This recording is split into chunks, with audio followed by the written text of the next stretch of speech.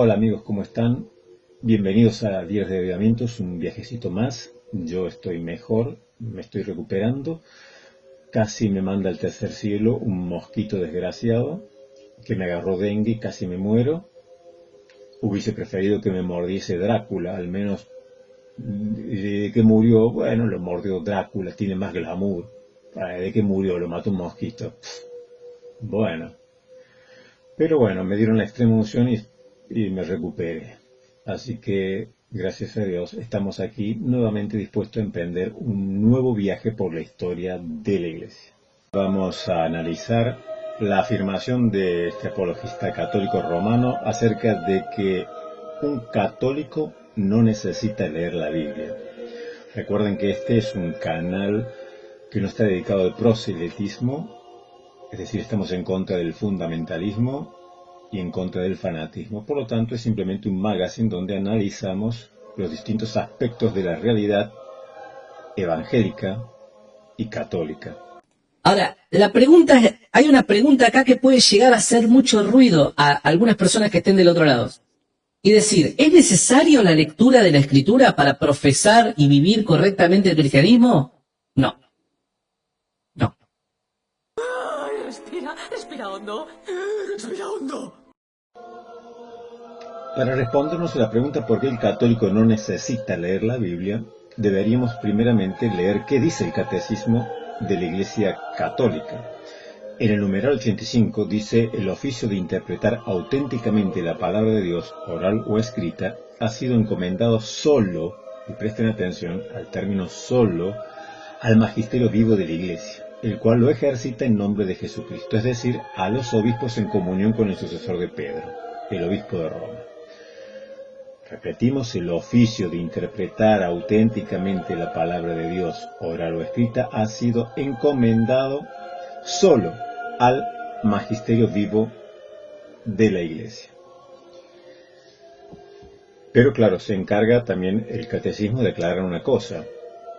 Dice el numeral 86, es decir, el que sigue: el magisterio no está por encima de la palabra de Dios, sino a su servicio. El magisterio no está por encima de la palabra de Dios, sino a su servicio. Ustedes saben que al romanismo le encanta siempre poner un mediador, ¿no? Entre Jesús y los hombres está María, mediadora de todas las gracias. Ir a Jesús por medio de María. Entre el hombre y Dios está como mediador el sacerdote. Bueno, entre la Biblia y los hombres está el magisterio, como mediador. Entre la Biblia y los hombres está el magisterio, que no está por encima de la palabra, sino a su servicio, pero está en el medio, entre los hombres y la Biblia. Porque el magisterio, que está conformado por el Papa y los obispos en comunión con él, son los únicos. El magisterio vivo de la Iglesia es el único que puede interpretar correctamente la palabra de Dios. Ha sido encomendado solamente al magisterio. Entonces, lo que diferencia a romanistas y evangélicos es que los católicos romanos son solo magisterio, porque solo el magisterio puede interpretar las escrituras, solo el magisterio puede definir el alcance que abarca la tradición. En cambio, nosotros, los evangélicos, somos sola escritura. El solo magisterio. Aunque los católicos romanos hablen de un tripié, es decir, escritura, tradición y magisterio, el católico de a pie no puede interpretar la escritura. Tampoco puede discernir el alcance o los límites de la tradición. Esto solo lo puede hacer el magisterio. Por eso el católico romano es solo magisterio, porque la máxima autoridad que puede definir en cuestiones de fe y de conducta o puede expedirse en cuestiones de fe y de conducta, la máxima autoridad es el magisterio. Ahora, ¿la sola escritura qué es? Por más que Santiago Larcón diga que sola escritura significa solo, como si fuese la Biblia sola, que para el protestante la Biblia es la única autoridad, en realidad esto es una falacia, porque sola escritura y para hacerlo comprensible a los católicos que siempre les encanta hablar de jerarquía, la sola escritura significa que la Biblia está en la cima y que ese lugar no lo comparte con nadie. Pero no es la única autoridad, sino que en esta escala de autoridades, en esta jerarquía de autoridad, la Biblia está en la cima, por sobre todos.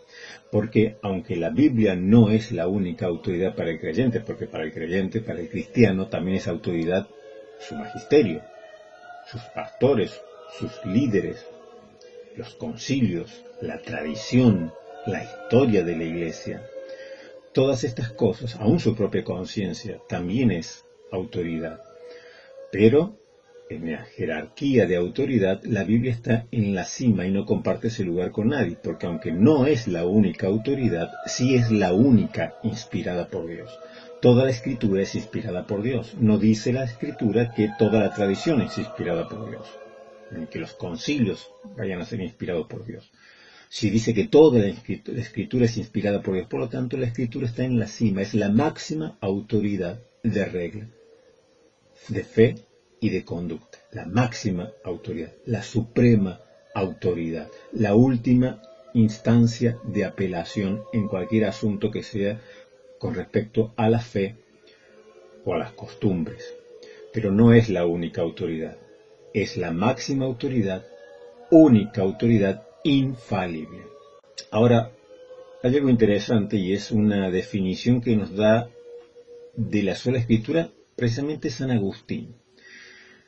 Obviamente no voy a decir que San Agustín era sola escritura, porque San Agustín todavía pertenece al periodo en que no estaba definido autoritativamente el canon de la Iglesia. Ustedes saben que Agustín abogaba por considerar canónicos al canon amplio, es decir, incluyendo los deuteros canónicos. Sin embargo, paralelamente a San Agustín estaba San Jerónimo, que por orden del Papa Dámaso estaba haciendo una revisión, una nueva traducción al latín, que sería la Vulgata latina, de las Escrituras, y San Jerónimo consideraba a los deuterocanónicos como no inspirados, sino que se debía mantener el canon que tenían los judíos, es decir, el canon corto. Esta disputa siempre permaneció en la Iglesia Católica Romana, porque las dos posturas se respetaban, porque eran dos gigantes de la fe, tanto Agustín,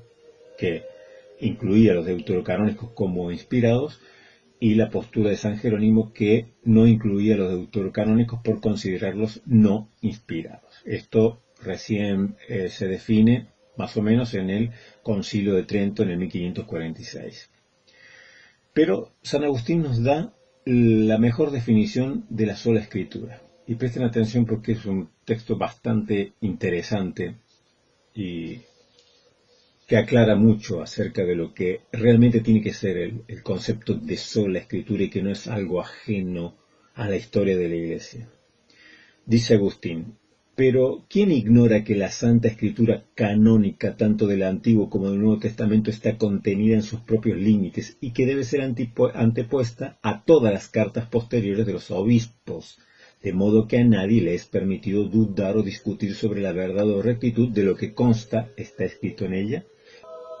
En cambio, las cartas de los obispos de ahora, es decir, en el momento actual que escribe Agustín, o de hace tiempo, es decir, las que incluye la tradición, pero cerrado ya el canon de las Escrituras, estas cartas, estas encíclicas, no importa de quién sea, de qué obispo sea, de cualquiera, pueden ser corregidas por la palabra quizás más sabia de alguien más perito en la materia, por una autoridad de más peso, la prudencia más avisada de otros obispos, o por un concilio, si en ella se encuentra alguna desviación de la verdad. Incluso los mismos concilios celebrados en una región o provincia deben ceder sin vacilaciones a la autoridad de los concilios plenarios. Es decir, para Agustín, los concilios no son infalibles. Dice que un concilio local tiene que ceder a la autoridad de un concilio plenario, si este concilio plenario lo corrige. Pero ¿qué más dice San Agustín? Y estos concilios plenarios, estos concilios universales, estos concilios ecuménicos, a veces son corregidos por otros concilios posteriores, cuando mediante algún descubrimiento se pone de manifiesto lo que estaba oculto o se llega al conocimiento de lo que estaba oscuro.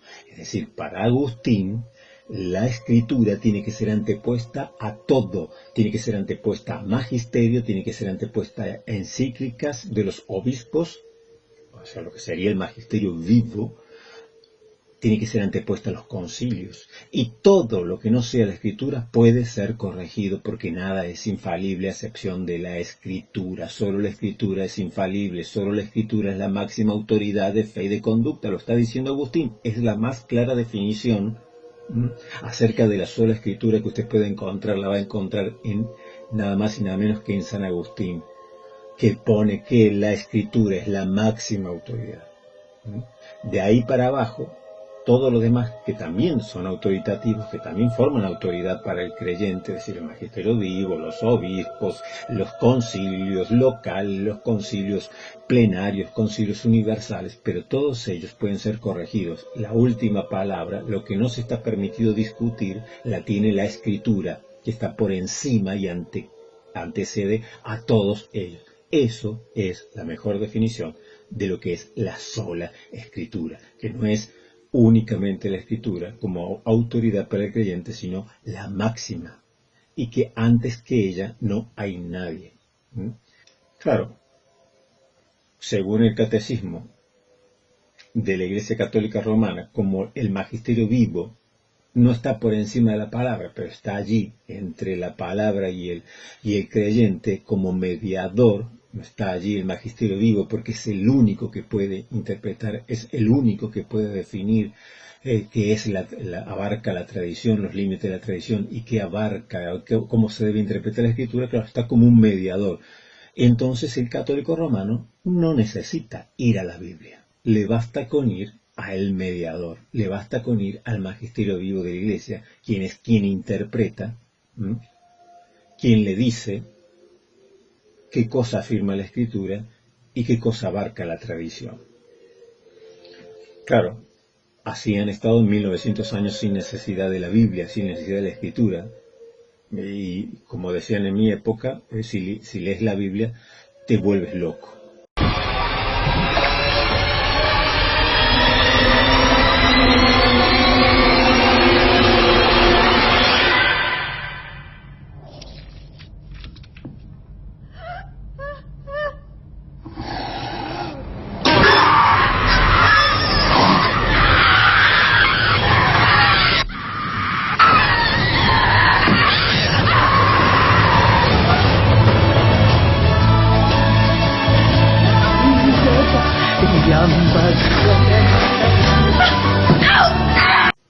Ahora, claro, yo entiendo si un católico abre la Biblia y lee, por ejemplo, Mateo 16, 18, 19. Yo también te digo que tú eres Pedro y sobre esta roca edificaré mi iglesia, y las puertas del Hades no prevalecerán contra ella. Y a ti te daré las llaves de los reinos de los cielos, y todo lo que atares en la tierra será atado en los cielos, y todo lo que desatares en la tierra será desatado en los cielos. Claro, aquí el católico romano puede pensar que la roca es Pedro, que el Señor está diciendo que sobre él edificará su iglesia, y está todo bien. No hay ningún problema con ello. Todo bien. Pero claro, puedes seguir pensando si el católico romano está bien. Esto le está diciendo el Señor Jesús a Pedro, que sobre él edificará la iglesia. A Pedro.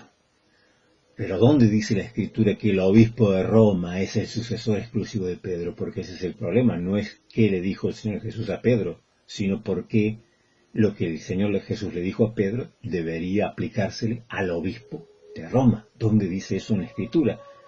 ¿A dónde dice la Escritura que al Papa, al obispo de Roma, tiene que aplicársele este texto? Se lo puedes aplicar a Pedro, sí, todo lo que quieras. Pero, ¿de dónde haces el salto para llegar a que el obispo de Roma es el sucesor exclusivo de Pedro? Y ahí tienes un gran problema. Ahora, el católico romano pues puede seguir investigando. Y como no encuentra respuestas en cuanto a esto en la Biblia, dice, bueno, voy a buscar en la historia. Ahora, ¿qué dice la historia? Pues vamos a leer en este libro de Editorial Trota, que es hecho por historiadores, catedráticos historiadores católicos romanos. Y dice, es posible que Calixto, obispo de Roma entre los años 217 y 222, sea el testimonio más antiguo conocido de la utilización de la famosa perícopa de Mateo 16, 17 y 19 en favor del obispo romano. Al menos a partir de mediados del siglo III, la perícopa es usada por los papas para justificar su poder de imponer la doctrina romana a toda la Iglesia en virtud de su carácter de sucesores de Pedro y de sus prerrogativas. El Papa Esteban I del año 254 al 257 destaca en la defensa de un primado que le permite imponer la fe de Roma a la Iglesia universal, no sin encontrar resistencia incluso en el occidente, en el norte de África. ¿Qué dice? Que aquí dice que es posible que Calixto, porque es el testimonio más antiguo, estamos hablando de papas del siglo, obispos de Roma del siglo III, es el testimonio más antiguo que se encuentra de un papa, de un obispo que reclama para sí esta perícopa de Mateo 16, 17 y 19. Recién en el siglo III, en el siglo I no encontramos, ni en el siglo II tampoco, que se hayan atribuido a alguien, algún obispo de Roma se haya atribuido para sí este texto que el Señor le dice a Pedro, y que dijesen, bueno, esto que le dice a Pedro en realidad lo está diciendo a nosotros que somos los sucesores de Pedro. No existe tal cosa, recién con Calixto, a partir del siglo III, y luego el Papa Esteban I, que dice allí, fue uno de los primeros que intentó imponer el concepto de que esto que se le decía a Pedro también se le estaba diciendo a él, porque él era el sucesor de Pedro, quien recibía la llave y sobre quien se edificaba la iglesia. Pero dice que lo hizo no sin tener resistencia en Occidente. ¿Quién fue el que hizo la oposición y resistencia férrea al Papa Esteban I? Fue el gran obispo de Cartago, Cipriano. Cipriano de Cartago le reprocha al obispo Esteban que reclamase para sí el ser obispo de obispos, cuando ustedes saben que Cipriano de Cartago le dice: ninguno de nosotros se ha erigido sobre los demás pretendiendo ser obispo de obispos. Es decir, el católico romano puede leer la Biblia, abrir las Escrituras, leer allí en Mateo 16 esta perícopa acerca de lo que Jesús le dice a Pedro, y empieza, a reflexionar sobre Pedro, Pedrita, Piedrita, Piedrecita, Petro, Petra, Petrusca, y dice, claro, se lo está diciendo a Pedro, pero ¿cómo hago yo el salto para afirmar que eso le corresponde al obispo de Roma? Cosa que la Biblia no dice. Está diciendo Jesús a Pedro, pero no dice en ningún lado que luego Pedro se lo diga al obispo de Roma, o que eso se continúe con el obispo de Roma. Es decir, hay un salto gigantesco que en la Escritura no encuentra ninguna justificación. Entonces, claro, allí es donde el magisterio vivo de la Iglesia Católica Romana hace de mediador para unir esto que Jesús le dice a Pedro y unir a Pedro con el obispo de Roma, que de otra manera, ni por la Biblia, ni por la historia, puedes encontrarle conexión alguna. Porque, como hemos estado viendo, es a partir del siglo III cuando recién el Papa Calixto comienza a reclamar y a decir, sí, este texto se refiere para nosotros, para los obispos de Roma. Luego el Papa Esteban continúa reclamando, haciéndose reclamo, al cual se le opone Cipriano de Cartago, diciendo que ninguno de ellos se ha erigido como obispo de obispos ni quiere imponer su tiránico imperio sobre los demás, sino que cada obispo es independiente en su sede. Lo frena en seco a las ambiciones de Esteban I, pero no queda allí. Luego vendrá en el siglo IV el Papa Dámaso, que volverá a retomar este tema y a decir que este texto bíblico se le aplica al obispo de Roma. Luego vendrá en el siglo V el León Magno, y luego vendrá en el siglo VI Gregorio Magno, que seguirán reclamando que este texto se conecta directamente con el obispo de Roma. Hablando del León Magno del siglo V, puede que este católico romano, por ejemplo, investigando, se encuentre con un libro como este que dice La construcción de la iglesia, de Horacio Bauer. y lee acerca de este Papa León Magno del siglo V. Dice: en el año 440 comenzó en Roma el pontificado de León y se extendió hasta el 461. Se hizo famoso porque formó parte de la delegación que logró en Mantua en 451 que Atila no invadiera Roma. Brilló también en ese año por sus conocimientos de teología y derecho en el concilio de Calcedonia. ¿Se acuerdan? El famoso concilio de Calcedonia, donde se condena a los eutiquianos, que era el otro extremo de los nestorianos. Sin embargo, este Papa León no logró convencer a sus pares en materia de la primacía que pretendió para su sede. Invocaba para su objetivo, además del derecho sucesorio romano, lo que le confería la herencia del apóstol Pedro, una supuesta carta del obispo Clemente de Roma a Santiago el Menor, en la que afirmaba que Pedro le había transmitido al primero el solvere et ligare, es decir, el poder de atar y desatar, como continuador suyo. León Magno trató de convencer a los demás patriarcas y los demás obispos de las demás iglesias que había una carta de Clemente, obispo de Roma, que le había escrito a Santiago el Menor, a Santiago, que escribió la epístola de Santiago, en donde le contaba que Pedro mismo le había dicho a él, a Clemente de Roma, que él era el sucesor, o sea, que los obispos de Roma eran sus sucesores exclusivos. Había una carta en la cual Clemente de Roma le comentaba a Santiago el Menor que Pedro había nombrado al obispo de Roma como su sucesor exclusivo. Claro, León Magno, en el siglo V, trata de convencer a los demás obispos y los demás patriarcas de que él era el sucesor exclusivo de Pedro. Ahora, ¿cuál es el problema?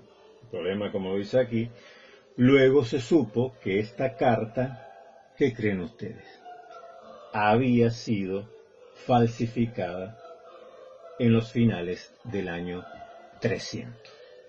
Es decir, la carta sobre la cual se asentaba la pretensión de estos papas de ser los sucesores exclusivos del apóstol Pedro, resulta que era una falsificación de finales del siglo III. Entonces, claro, el católico romano dice: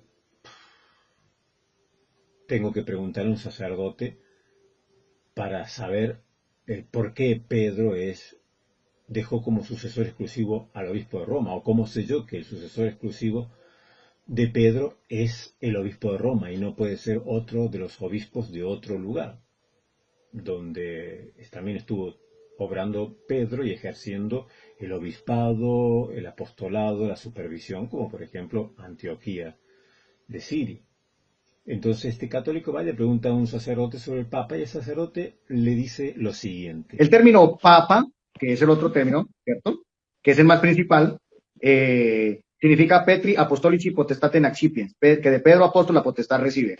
Y los padres de la iglesia decían que es el primus inter pares, es el primero entre iguales. Luego el término vicario de Cristo es propio de la teología del Concilio Vaticano II, sí, eso es algo que no es del Vaticano II, pero el término propio es Petri Apostolici Potestatem Accipiens, que son las iniciales de Papa. Esa es mi respuesta. Qué terrible desilusión. Terrible. Bueno, aquí el sacerdote le dice que Papa significa Petri Apostolici Potestate Accipite. Fantástico. Pero se lo sacó de la manga.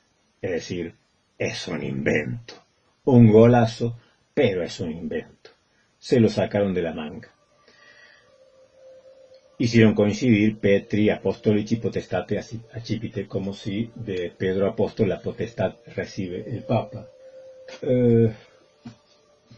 Veamos qué dice este libro Historia de la Iglesia de Ludwig Hertling de la Biblioteca Herder.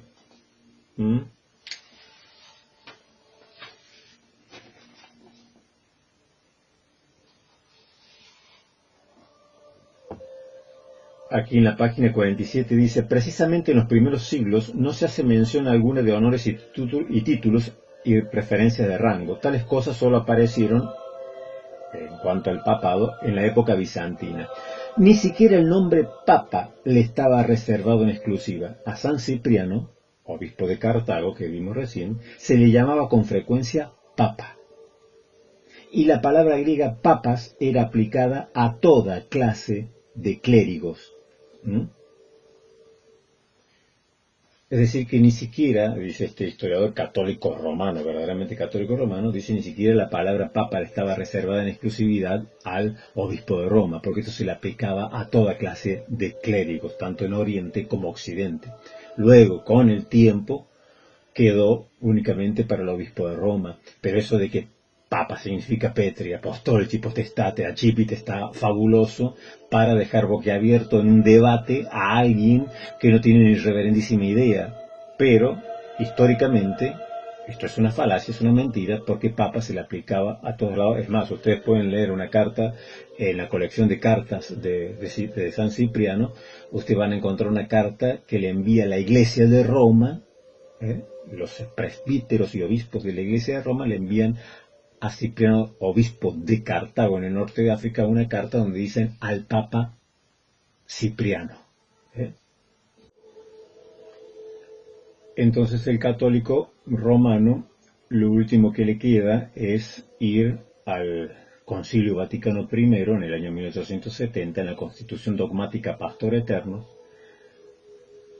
y leer qué es lo que se definió como dogma acerca de la jurisdicción universal del obispo de Roma. Y dice, ustedes lo pueden leer en el Dessinger Hühnermann, en el asterisco 3059, dice: por tanto, apoyados en los claros testimonios de las Sagradas Letras,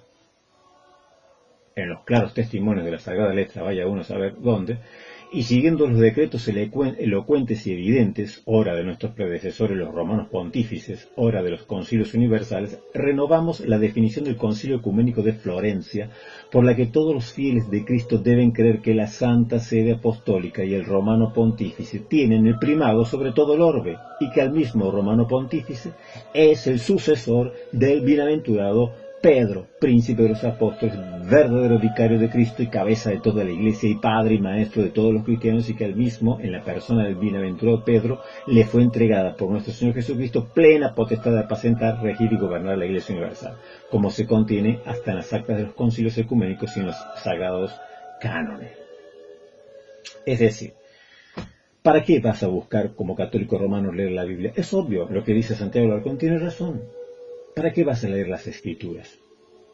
Si tú allí no vas a encontrar nada absolutamente que te diga que esta perícopa de Mateo 16 está relacionada con el obispo de Roma. No, todo lo que Jesús le dice a Pedro se lo puede decir, y todos podemos decir, sí, está bien, Pedro la roca, Pedro sobre la cual edifica. No vamos a discutir sobre eso, porque la cuestión no es esa, no es lo que Jesús le dijo a Pedro, sino de dónde saca el obispo de Roma que él es el sucesor exclusivo de Pedro. Y en las Escrituras no dicen nada, y en la historia no afirma nada, porque como hemos visto, la historia nos demuestra lo contrario. Entonces el católico romano, ¿qué le queda? Hacerle caso a ese intermediario, a ese mediador que tiene entre la Biblia, la tradición y él.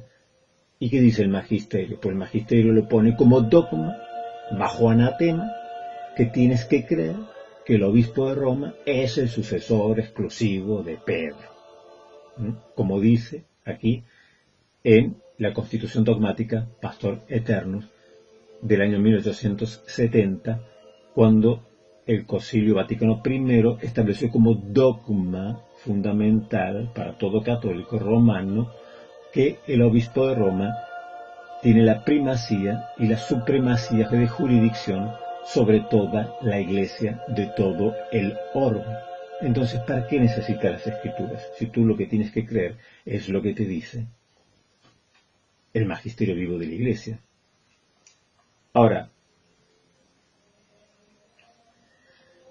para ser honestos, y dijimos que en el que aquí en el Catecismo del Concilio de Trento no se habla de que los fieles tienen que leer las Escrituras, ni en el Catecismo Mayor de San Pío X, sino que, al contrario, para el fiel, para el católico romano de a pie, lo único que le queda es aprenderse el Catecismo de la Iglesia Católica Romana. Pero En el Concilio Vaticano II hubo un cambio, y esto lo podemos ver en el numeral 131. Dice, es tan grande el poder y la fuerza de la palabra de Dios que constituye sustento y vigor de la Iglesia, firmeza de fe para sus hijos, alimento del alma, fuente límpida y perenne de vida espiritual. Los fieles han de tener fácil acceso a la Sagrada Escritura. Sin embargo, y a pesar de que Santiago Alarcón diga que un católico no necesita la Escritura, en el Concilio Vaticano II hubo un cambio en relación al cristiano, al católico, y se afirma en el Concilio Vaticano II que los fieles han de tener fácil acceso a la Sagrada Escritura. Y en el 133, en el numeral 133, un poquito más adelante, dice: la Iglesia recomienda insistentemente a todos los fieles la lectura asidua de la Escritura para que adquieran la ciencia suprema de Jesucristo. Pues desconocer la Escritura es desconocer a Cristo. Esto es una frase de San Jerónimo. Dice, pues desconocer las Escrituras es desconocer a Cristo.